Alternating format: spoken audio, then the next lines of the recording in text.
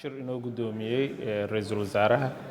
shirkaas waxaa kaloo ka soo qayb galay taliyaha booliiska iyo taliyaha traafikada dhamaanteen waxaan ka hadlaynay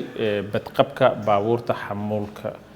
qaada wadanka oo loo baahan yahay in tayadooda sare loo qaado number 2 baabuurtii oo ku soo badatay dekada iyo wadooyinka dekada oo dhan oo aad u tira batay alxamdulillah xilligii coronavirus uu jiray ayaa waxa dhacay in canshuur dhaaf ama canshuurta laga yareeyay raashinka yimaado taas ayaa waxay keentay in wadanka uu soo galo maraakiib badan ay timaado oo raashin wada taasna waxay keentay in baabuurta loo baahan yahay gudaha looga baahan yahay dekada ay soo bataan tii oo keentay in jidadka oo dhan ay buuxsamaan marka waxaan ka wada hadlaynay sidii baabuurta amnigooda badqabkoodana kor loogu qaadi lahaa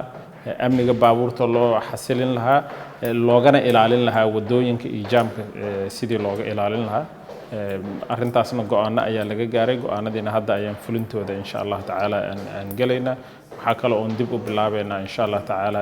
sidii badqabka baabuurta oo dhan aan tayadooda kor ugu qaadi lahayn oo ahaa shuruuciyo jiray muddo hore ayaan dib u bilaabeynaa insha Allah taala baabuurta waaweyn waxaan u sameynaynaa meel holding areas oo inta ay dekada ka galayaan xamuulkooda ay ka soo qaadayaan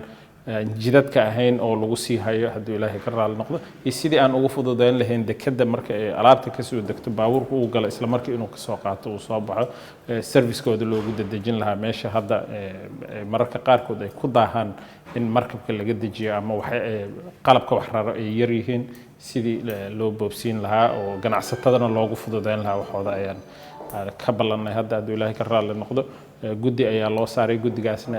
2 maalin gudahood haddii Ilaahay ka raali noqdo in ay tala bixin degdeg ah ay ku keenaan laakiin maanta ka bilaabato baabuurtaasi sidii jidadka looga qaadi lahaa waan isla go'aaminay galabtayna bilaabanayso insha Allah